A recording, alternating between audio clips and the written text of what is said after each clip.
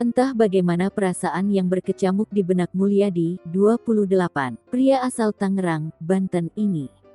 Dia kaget ketika mendapati celananya yang dicucikan ke jasa laundry tertukar dengan celana kulot perempuan. Mulyadi kemudian mengunggah video sedang mengenakan celana kulot perempuan.